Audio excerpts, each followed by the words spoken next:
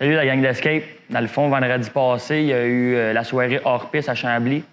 On a tout ce qui est côté suspension. Là, on a Nick de la compagnie NR-Tech qui nous a parlé de toutes les suspensions, setup pour avoir une machine performante. Je vous présente ça après l'intro.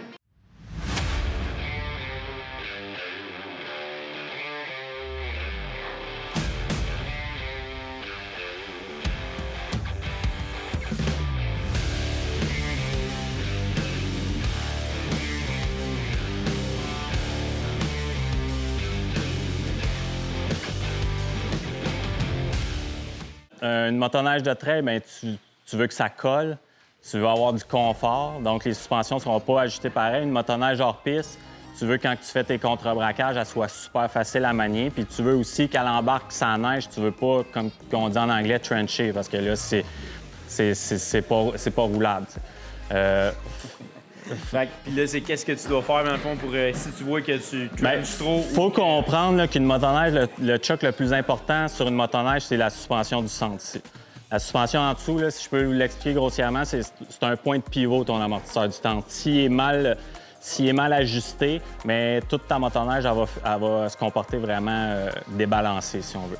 Fait que, idéalement, motoneige hors piste, motoneige de trail, c'est complètement différent comme setup. Motoneige hors piste, on voudrait avoir plus de tension sur l'amortisseur du centre parce que tu veux avoir un bon transfert, surtout en arrière quand tu fais tes manœuvres. Tu veux que quand tu ramasses le gaz, tu veux pouvoir transférer puis avoir une bonne maniabilité. Tandis que sur une motoneige de trail, tu veux pas beaucoup de pivot parce que tu veux que la motoneige soit collée au sol puis tu veux qu'elle tienne dans les courbes. Tu veux pas avoir du understeer ou oversteer, si on peut dire comme ça. Fait que ça, c'est vraiment l'amortisseur qui est très important. Puis aussi, en premier, on peut ajuster le sag en arrière. Fait que la règle de base, c'est à peu près 3 pouces. Qu'est-ce que je veux dire par 3 pouces? C'est tu lèves la grab bar, tu prends ta mesure avec un tape à mesurer jusqu'au sol. Après ça, tu t'assis sur ta motoneige, puis ça prend quelqu'un qui prend ton tape à mesurer. Puis ça te prend 3 pouces de différence. Si tu n'as pas ces 3 pouces-là, bon, bien, tout dépendant, si tu as besoin de plus, si ton chiffre il est trop élevé, mettons exemple que tu es à 4 pouces, ça veut dire que tes ressorts de torsion en arrière, ils sont pas assez fermes. Fait qu'il y a tout le temps un ajustement. Tu peux mettre un ajustement de plus jusqu'à temps que tu tombes à ton chiffre de 3 pouces. Même affaire pour une machine de montagne, c'est tout environ... C'est comme le chiffre magique. T'sais, en motocross, on parle de 4 pouces, bien de 100 mm. En motoneige, on va parler de 3 pouces. Plus t'es gros, plus que ça soit serré. C'est ça, plus qu'il faut que ça soit serré. Fait que ça, dans le fond, puis le devant, dans le fond, pour trouver ton point qui est comme faux, c'est quoi? Faut que tu ailles faire, c'est... faut que tu rides. Ouais, c'est ça. Faut que tu serres ton coil, puis serres ton coil ou tu descends. OK. Il y en a des fois qui jouent avec la strap, mais maintenant, les motoneiges, quand même d'origine, la strap, je conseillerais de pas trop jouer avec ça. C'est quand même bien calibré d'origine. Il y en a des fois qui, bon, ils rallongeaient la strap, ça a un comportement un petit peu différent, mais souvent, tu débalances la machine à jouer avec les réglages d'origine. Puis si on parle des amortisseurs avant, surtout pour une machine de trail, tu veux filer si tu as trop de pression sur le ski ou pas assez. Dans le fond, ce que je veux dire par là, tu sais, des fois, le monde en motoneige, ça va être classique. En trail, ils vont dire je fais du un ski, mon ski, il mord trop. Mais ça veut dire que tu as trop de pression sur le ressort, il pousse trop sur le sol. Donc, c'est là de jouer, d'enlever un petit peu de pression. Fait que la motoneige, elle va mieux se comporter ou vice-versa. Si la motoneige, elle pousse trop vers l'extérieur quand on essaie de tourner, mais il n'y a pas assez de tension sur les ressorts. Fait que c'est toutes des choses que faut que tu roules pour aller essayer qu'est-ce que ça va faire. La seule chose que tu peux ajuster dans ton garage, c'est ton sac.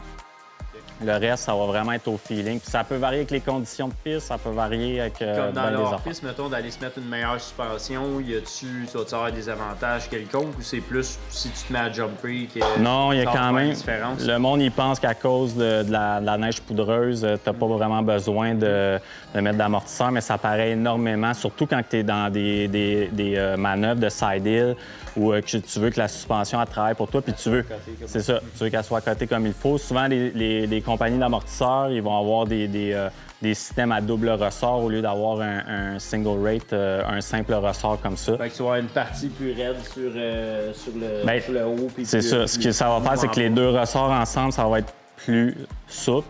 Puis une fois que le premier va être complètement compressé, il va tomber sur le ressort réciproque. Il va tomber plus dur. Fait que là, quand tu vas faire des manœuvres de side tout ça, ta suspension C'est ça. va rester constante au lieu de bouncer un peu Exactement. plus comme Puis la même chose pour en arrière. Souvent, les amortisseurs, bon, mais c'est le fun parce que tu as des ajustements. Tu peux. Le monde, souvent, ce que j'entends dire, bon, ils ont à peu près 40 km de trail rough à faire pour se rendre au spot. Mais c'est ça l'avantage d'avoir des amortisseurs ajustables. Tu vas pouvoir ajuster tes amortisseurs quand tu es dans le gros rough, parce que souvent, c'est très rough pour se rendre au spot. Puis après ça, quand tu arrives au spot, tu rejoues avec tes amortisseurs, puis tu as quelque chose. Réajuster. Tandis que d'origine, ben là, tu vas pas vraiment d'ajustement que tu ça. peux faire à part ton coil. Bref, ça. Si quelqu'un qui a des questions là-dessus, je pense que c'est quand même super intéressant de voir où on s'en va.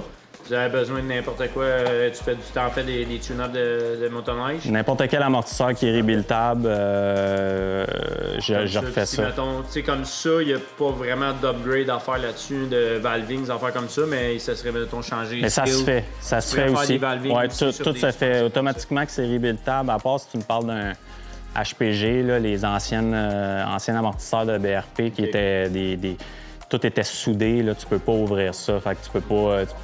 Ouais, ça se peut, ça existe encore, dans le fond, sur des modèles un petit peu plus bas de gamme.